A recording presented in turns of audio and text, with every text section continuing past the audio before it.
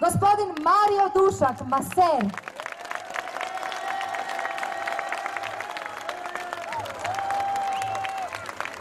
Gospodo Željko Getoš i Tomislav Dornjak, protetičari.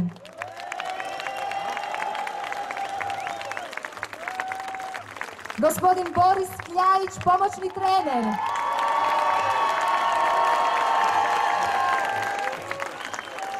Gospodin Ivan Ivančić, trener.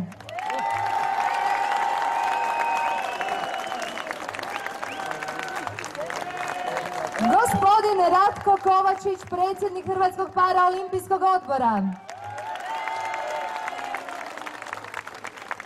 Danas je s nama i trener srebrnog kopljaša Branimira Budetića, gospodin Ivan Desić, pa ćemo i njega pozvati da nam se pridruži.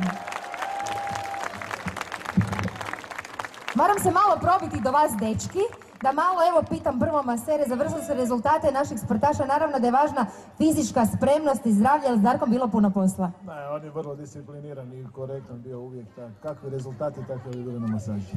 Dobro, evo, drago nam je tu čuti. Čuli smo da je izuzetno važna bila proteza koju ste vi napravili. Kako je to bilo?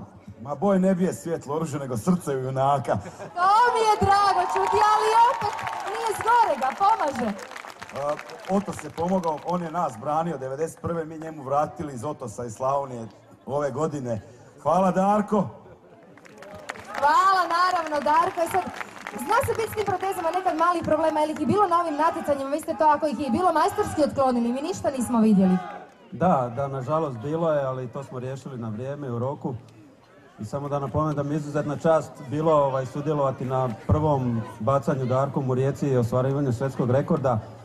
I bio sam zajedno sa Darkom u Pekingu na Paralimpijadi i ono je što se tamo dogodilo, među 90.000 ljudi bilo nešto fenomenalno. To samo treba otići vidjeti, doživjeti i svaka čast, Darko. I cijeli život pamtiti.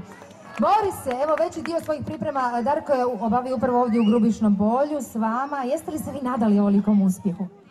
Pa, više se je on nadao nego što sam se ja nadao.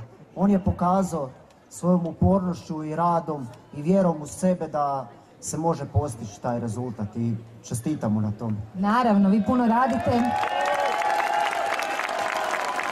Puno radite i u atletskom klubu osoba s invaliditetom Grubišno Polje, kojeg je Darko predsjednik. Vjerojatno će ovo biti samo još jedan dodatni poticaj za sve članove da treniraju bolje i više. Da, pa već u zadnja 2 tjedna počeli trenirati bolje i više. Bravo svima!